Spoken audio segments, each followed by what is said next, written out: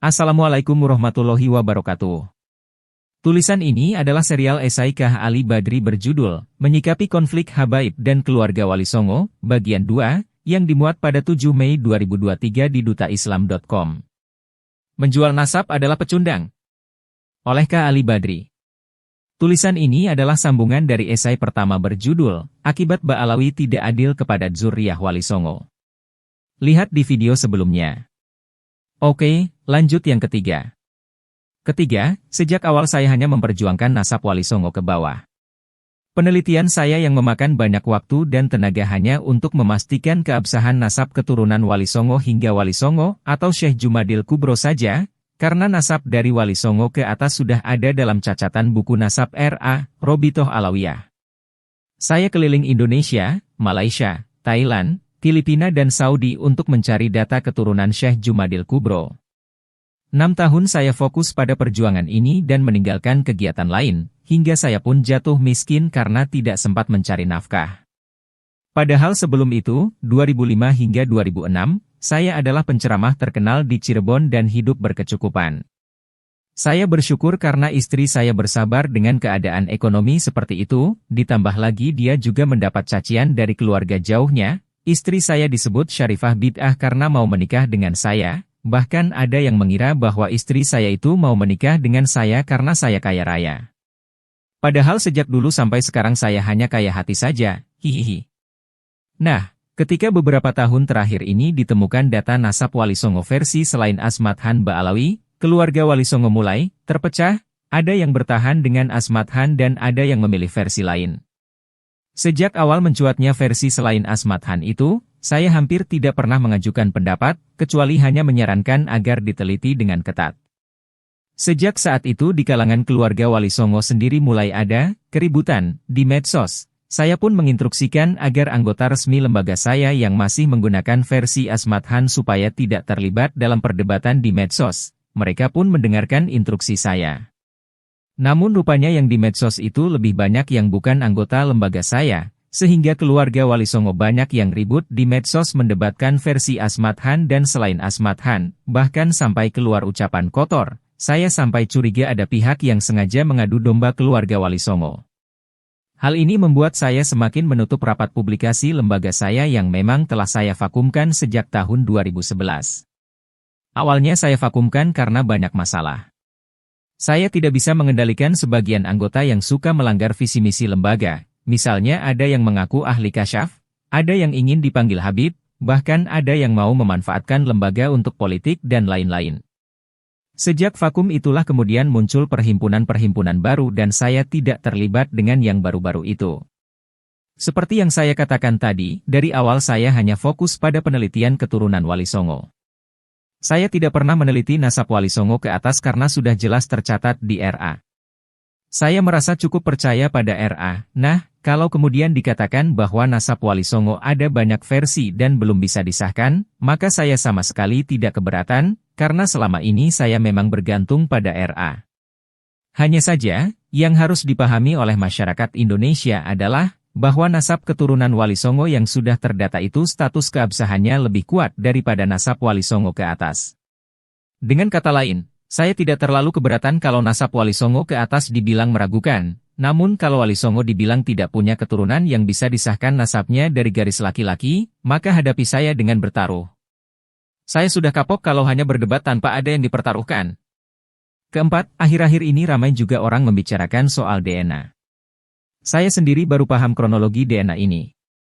Katanya, berawal dari penelitian genetika dari berbagai ras dan bangsa sedunia, kemudian dari hampir 1000 asyraf di negara-negara Arab yang telah tes DNA ditemukanlah kesamaan kode yang kemudian itu disepakati sebagai kode Alawiyin, keturunan Sayyidina Ali, bahkan ada kode yang hanya dimiliki Hasaniyin dan ada kode yang hanya dimiliki oleh Husainiyin.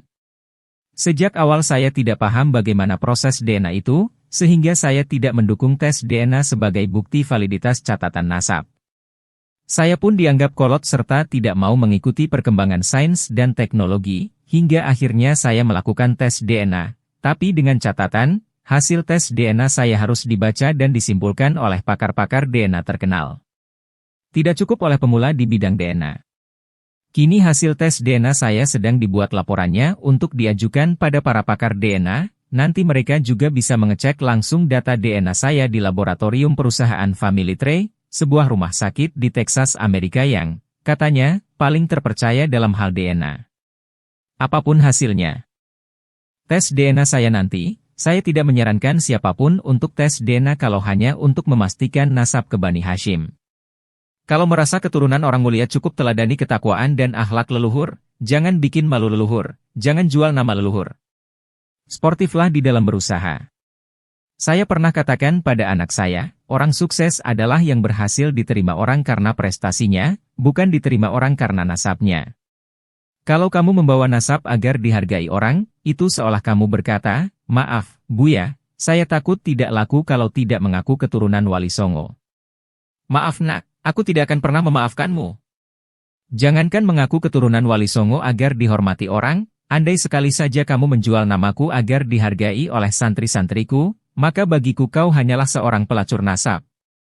Kelima, apapun status nasab Wali Songo tidak akan merubah pendirian saya dan keluarga lain yang sepaham dengan saya, bahwa kami hanya berhimpun untuk suatu kewajiban agama, yaitu silaturahim, bukan untuk menunjukkan nasab ke publik. Kalaupun Wali Songo dianggap Ahlul Bait, kami tidak akan pernah merubah tradisi leluhur apalagi merubah gaya. Kami tetap Kiai Fulan, Ajengan Fulan, Gus Fulan, Lora Fulan, Raden Fulan, Tubagus Fulan, Mas Fulan, Kang Fulan, Pak Fulan, Cak Fulan, Nyai Fulan, Ning Fulan, Bu Fulan, Mbak Fulan, Yu Fulan dan sebagainya. Kami tidak akan mengubah menjadi Said Fulan, Syarif Fulan apalagi Habib Fulan. Anak-anak kami termasuk yang perempuan tetap akan menikah dengan pribumi, dan kami tetap berpandangan bahwa siapapun yang menjual nasabnya adalah pecundang. Kalau tidak alim duduk di bawah, belajar atau berkhidmah. Anak kandung saya pun akan saya suruh tinggal di luar pesantren kalau tidak alim. Jangan pimpin majelis apalagi pesantren. Dan catat, yang tidak mempertahankan ajaran dan tradisi seperti ini berarti bukan kelompok Ali Badri. Dan kalau misalnya semua orang di muka bumi ini sepakat bahwa Wali Songo bukan Ahlul Bait, sedikit pun kami tidak merasa rugi karena itu, sebab kami tidak pernah menjadikan nasab sebagai modal agar dihormati dan diikuti orang, kami tidak pernah menjual nasab.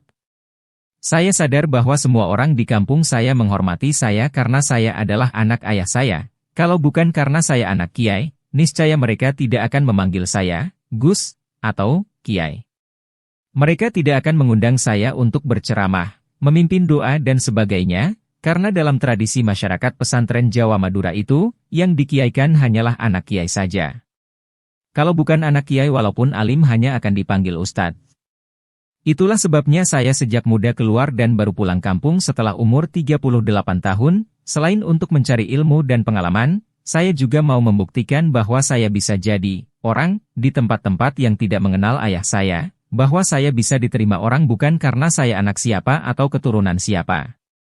Saya sering diundang ke berbagai daerah di Indonesia dan Malaysia. Itu bukan karena saya anak siapa atau keturunan siapa, orang-orang yang mengundang saya tidak kenal ayah saya. Singkatnya, membawa nama ayah sendiri saja saya merasa cemen, apalagi membawa nama besar Wali Songo, apalagi mengaku keturunan Nabi.